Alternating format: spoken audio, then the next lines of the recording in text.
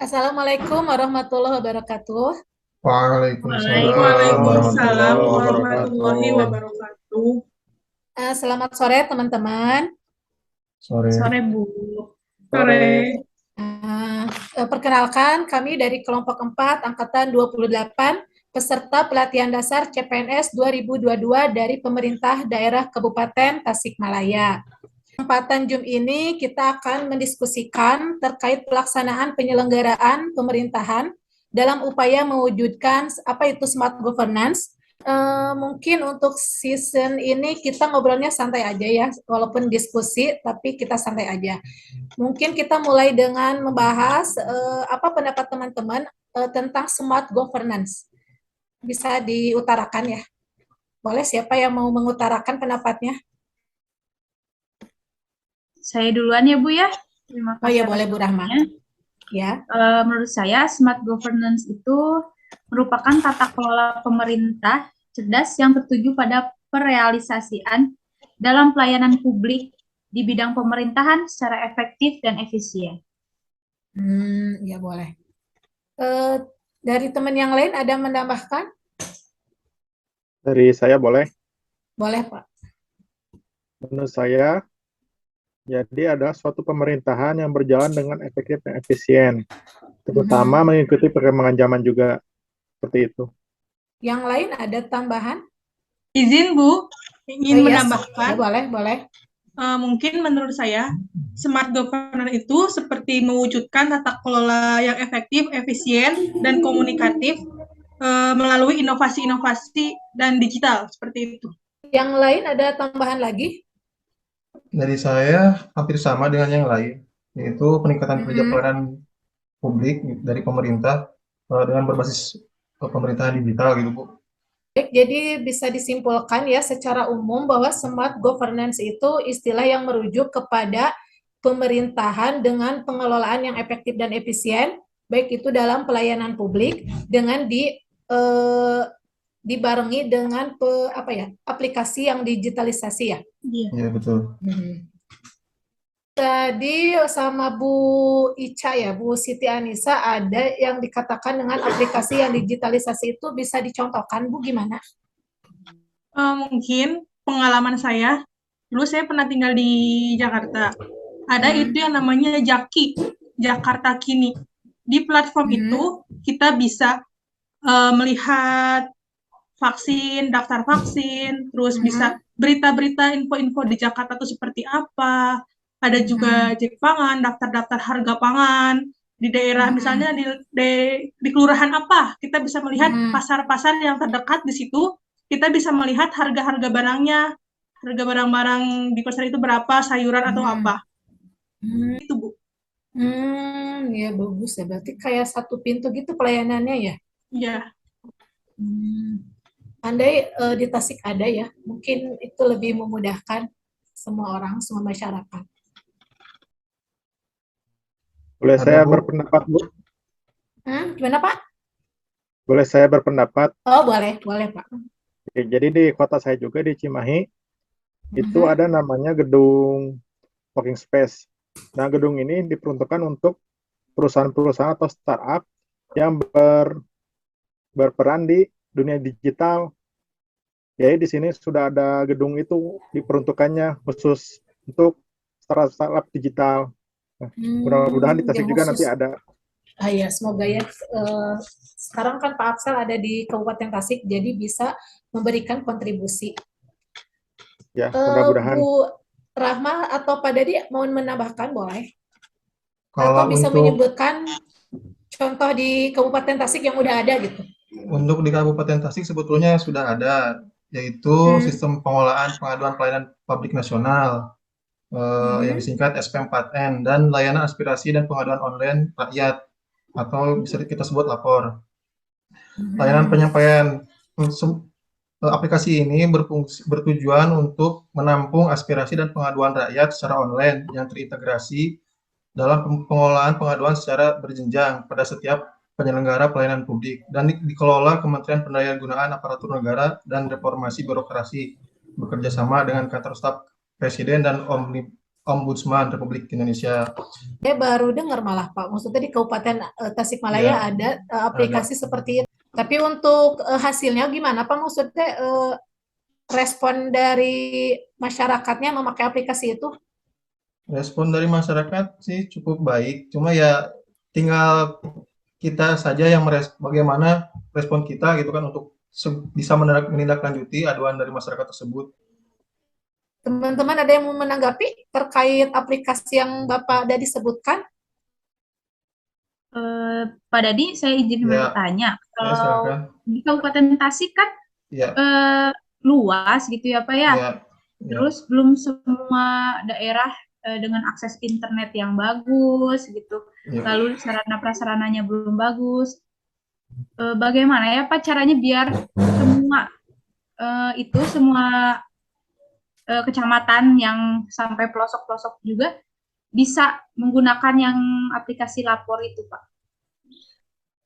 Kalau untuk sarana prasarana untuk kecamatan emang sekarang ini sedang ada gangguan ya Bu. Banyaknya jaringan untuk ke kecamatan tuh banyak yang putus gitu kan untuk sarana prasarananya dari dari bidang jaringan ada konfirmasi seperti itu kalau untuk kecamatan. Tapi kalau untuk penggunaannya kan bisa siapa aja, di mana saja gitu kan, bisa via website ataupun aplikasi mobile sudah ada aplikasi tersebut. Jadi tidak terbatas ya Pak, udah Ya, bebas gitu siapapun yang bebas, menggunakannya. bebas. Dan untuk mendisposisikan aduan laporannya harus jelas ya Bu, untuk kota untuk kabupaten, soalnya sering terjadi aduan untuk kota tapi masuknya ke kabupaten seperti itu. Oh, begitu ya Pak. Iya, Mudah-mudahan aplikasi itu bisa berjalan lancar, bisa digunakan oleh semua pihak juga ya Pak ya. iya, amin. Sama satu lagi Pak Dadi, Ya, mungkin bisa disosialisasi ulang tentang aplikasi itu gitu. Soalnya siap. saya juga belum tahu ternyata Tasik punya aplikasi itu. Ya gitu aja Ya, sih.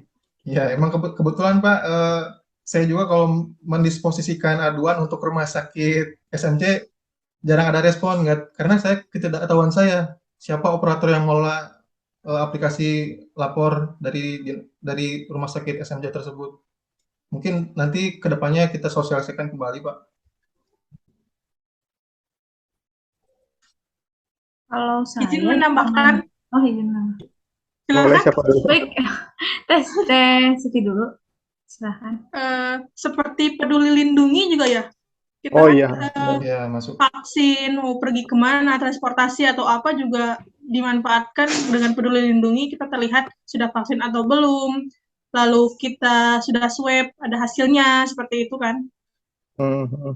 Boleh, tadi ada Bu Rahma, ada pendapat? Untuk yang di aplikasi Jaki, Bu, itu data kayak apa tadi ada harga pangan dan lain-lainnya. Apakah Ibu tahu itu dari mana gitu? Saya pernah install, saya nyoba, tapi dilihat lokasi kita berada di mana, nanti kelihatan tuh ada pasar-pasar mana yang terdekat dari lokasi tersebut, nanti kita cek ada harga ayam, berapa sekilonya, harga apa gitu. Kita install aplikasi tersebut, lokasi kita di mana, misalnya di Jakartanya, tapi hanya untuk yang bisanya di Jakarta saja, tidak bisa di sini gitu. Ya itu juga salah satu kendala dari smart government ya.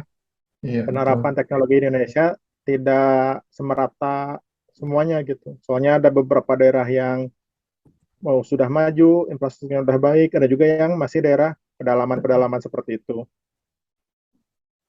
Maaf ya teman-teman, tadi jaringannya hilang, jadi saya menghilang dari peredaran. Oke, Tapi siap. tidak mengurangi diskusi kita sore ini ya. Iya. Jadi udah sampai mana ini?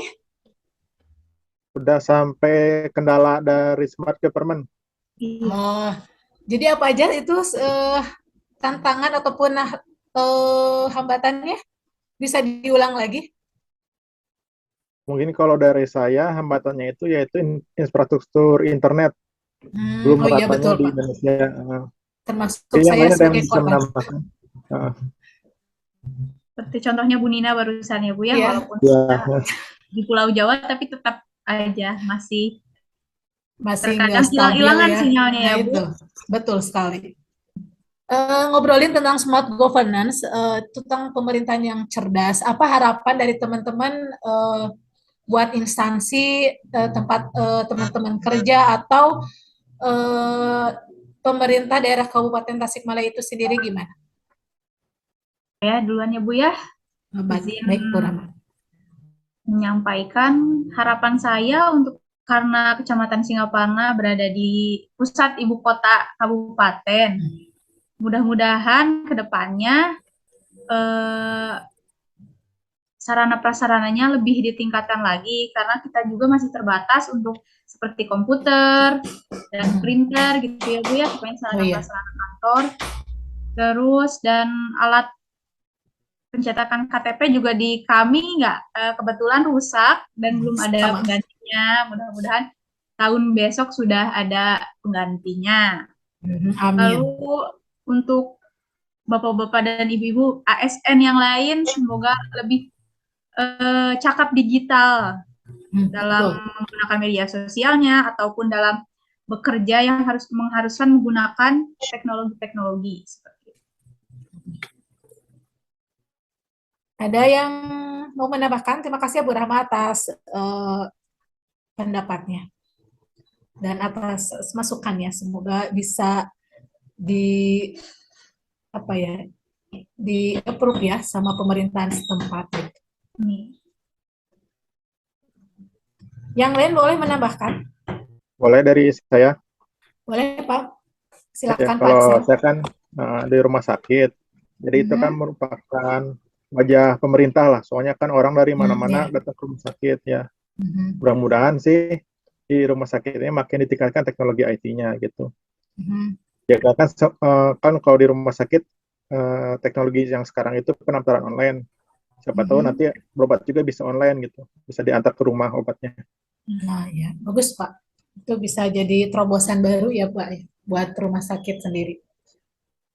Yang pasti yang ramah pengguna juga ya Pak ya, diharapkan aplikasi yang dibangun itu, soalnya pemakainya itu beragam usia gitu maksudnya. Ya, pasti harus user friendly ya gitu. Nah itu betul, Iya, user friendly ya, ya betul. Ya. Ada lagi yang mau menambahkan?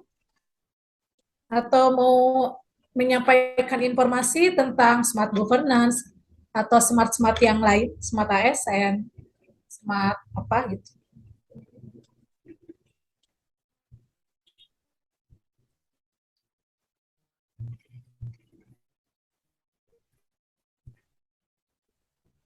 Apa sudah cukup mungkin ya?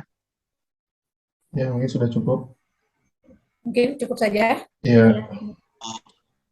Jadi dengan kata lain, saya simpulkan saja ya bahwa tata pemerintahan atau governance ini lebih menggambarkan pada pola hubungan yang baik antar sesama antar setiap elemen yang ada seperti pemerintah, swasta, bersama masyarakat dalam membangun integrasi dan membangun hubungan yang kolaboratif agar kita menjadi masyarakat yang adil, damai, sejahtera, makmur, dan kita bisa sebagai smart ASN ini bisa memberikan pelayanan publik yang optimal kepada masyarakat dengan aplikasi atau digitalisasi dari berbagai kemudahan-kemudahan yang bisa kita tawarkan kepada masyarakat.